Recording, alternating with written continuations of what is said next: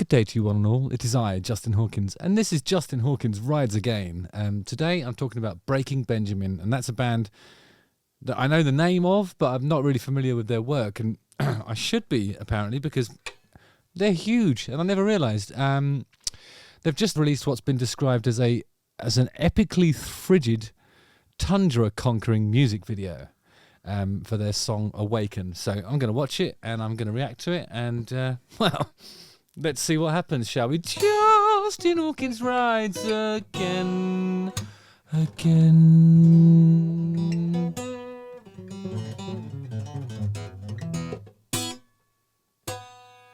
Why did I choose that harmony? That's weird. That's the one I was after. There you are. Right, I'll put the guitar down for a second and talk to you a little bit about Breaking Benjamin. They formed in 1999 in Pennsylvania, and they've been described as giants of hard rock, with the band amassing billions of streams, millions of monthly listeners, and hundreds of millions of views on this here YouTube for hits including The Diary of Jane, I Will Not Bow,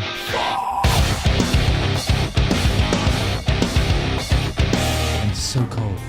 You're so cold, keep your hand in mine. Because it's been 5 years since their last new music, there was excitement at the arrival of Awaken in October.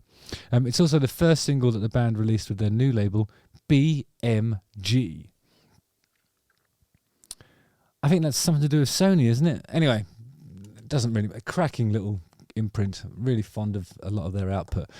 Speaking to 93X Radio, founding member Ben Burnley spoke about Awaken and his thoughts on a new album. I have a sound that's just the way I sound. It's like asking a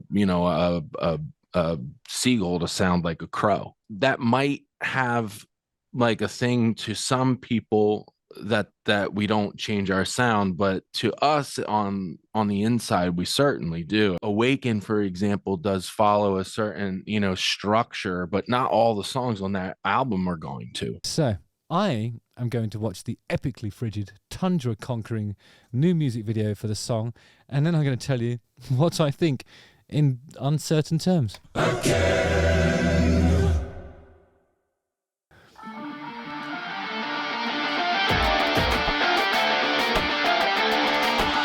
Okay, well, it looks like a frigid tundra tundrascape. The new album from but it's bones. I think he's walking around on bones. There might be frozen ones, and it's probably some sort of gigantic prehistoric creature that's perished in an ice age and then just remains sat there. Flesh rotted away, bones remain. Yes.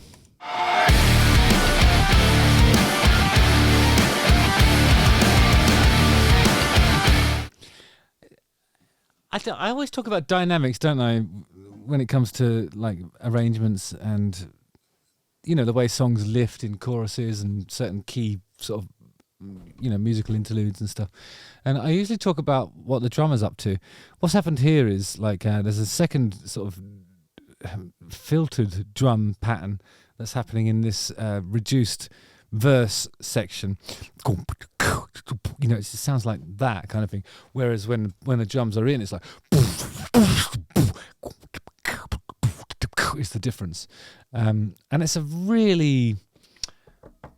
think that's a really noughties way of doing stuff, isn't it? It's almost like some of that new metal that was around in those days.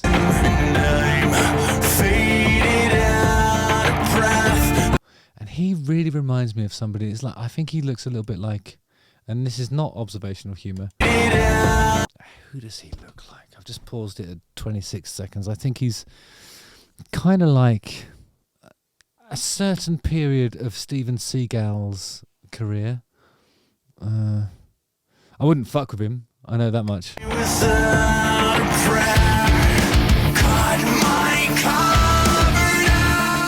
Astonishing hairline as well, like absolutely immaculate. So much population within that pate.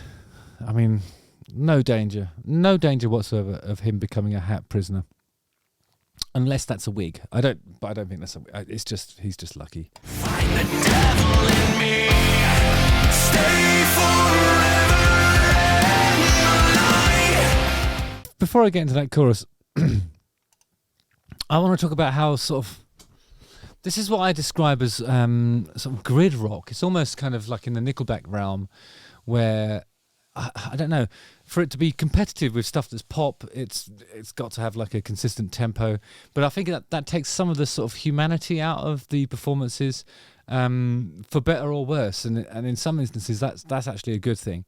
For songs like this, which involve like filtered drum loops and stuff like that, then I think it's probably a necessity to operate at a click and to have everything gridded in that way. When I say gridded, I mean sort of stuff snapped to a grid that's tempo mapped in the recording process itself. I mean, obviously it's a human voice singing it, and you don't really detect any melodyne or that kind of tuning in it, but it's sung so on the money that it's kind of like, I don't know, I think there are producers that would probably try and tamper with that to try and make it sound a bit less perfect, you know? Stay forever. Now, I wanted to approach this chorus separately from the rest of the song, really, because it changes colour and goes into halftime.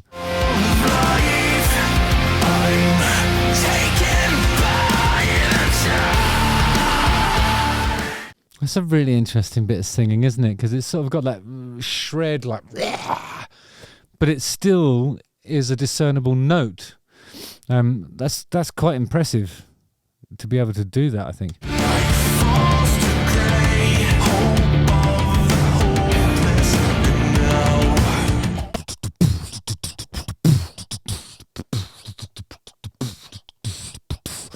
What does that remind me of?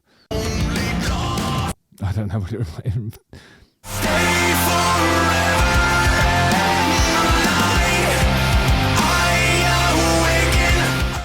So the first three chords has an ostinato melody, like if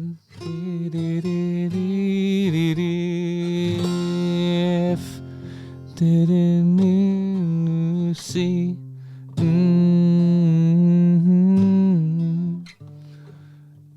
D minor,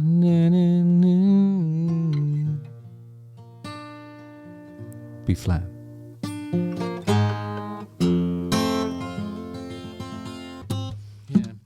So yeah, it's a melody that repeats over three different chords. So relationally, the notes are different to the chords underneath it, and it's repetitive, but not when you consider the harmonic backing that the melody has.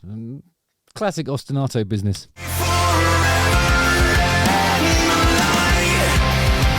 I'm trying to imagine what kind of animal would be that big in the Arctic tundra.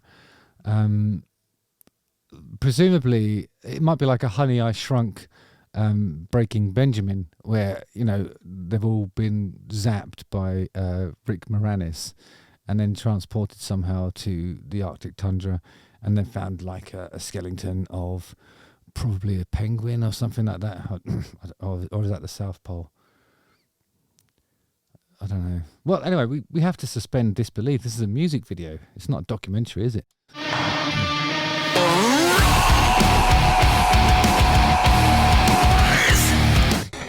I can imagine going into a rehearsal saying, I've got an idea for a middle eight. And then just like, right, guys? Try some without that? Yeah, okay, yeah, got it.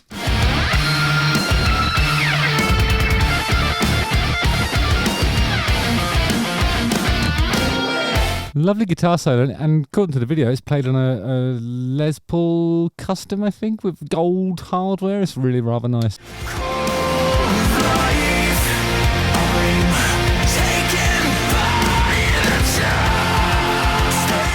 Oh, I like these creatures that are sort of orc-like, but alien-y,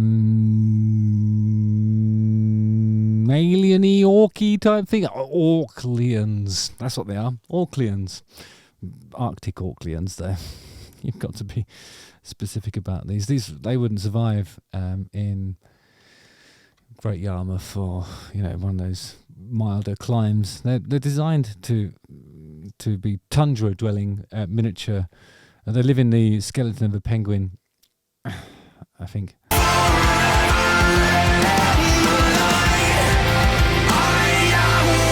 Or there might be just mini vampires.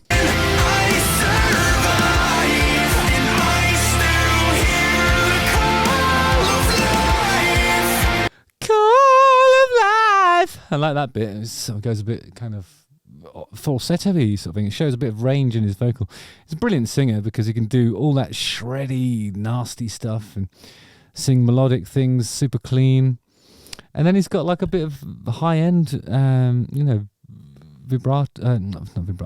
falsetto-y stuff up there, which I think he uses really sparingly and tellingly towards the end of the song.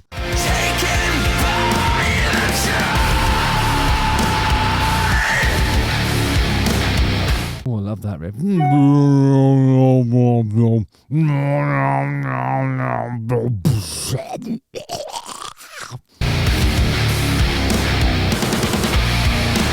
Nice triplet fill there. And a somewhat abrupt ending, but I mean, who wants to hear that fade out? You got to hear it loud and proud, right until the last moments. All right, so that was Breaking Benjamin. Let me know what you thought in the comments. I mean, obviously, it's not something that I would ever listen to myself, but I can appreciate the craftsmanship of it and how cleverly produced it is, and how brilliantly kind of varied dynamically and also in terms of the actual note range of the singer.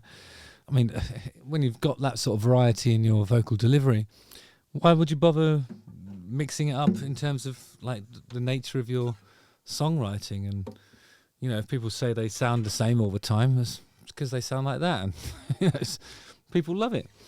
So yeah, let me know what you think about change and evolving. I always think if you sort of ask like a focus group for any band that's been around for a while what they would like to hear the next record sound like, they're probably going to say the first record or their favourite record. In some instances, it might be the second. But if these guys are consistently making similar sounding records, their hardcore fan base are going to be happy, aren't they? Because it's just more of the same stuff that they loved in the first place. I also think that sometimes when a band evolves and moves away from like the original kind of essence of what made them a great band in the first place, or at least a band that got people excited about them, sometimes the music becomes the background, and then the society around the band, the fan groups and all that sort of stuff, they exist and they're self-sufficient, and they have these dramas and this turmoil and all this stuff that happens there, but the music's just the background, and a lot of the time they're not interested in the more recent releases of the band. So I don't know, I think it's just a different approach to doing it. It's like, we do this and this is what we're going to do forever. So that's pretty cool. Or is it? You tell me. Use the comment section. Justin Hawkins rides again. Don't forget to like, subscribe, hit the bell for notifications, and watch one of these two videos. And yeah, be safe out there. If the roads are icy, drive carefully. And otherwise, just try and be nice and enjoy your lives. And I'll see you on the ice. Again.